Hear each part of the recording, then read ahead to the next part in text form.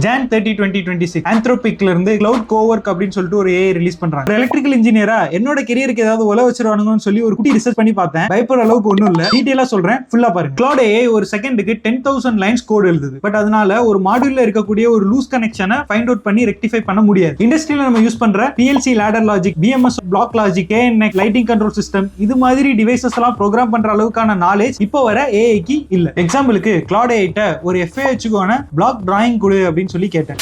நான் கேட்டது, ஆனா அவர் எனக்கு கொடுத்தது.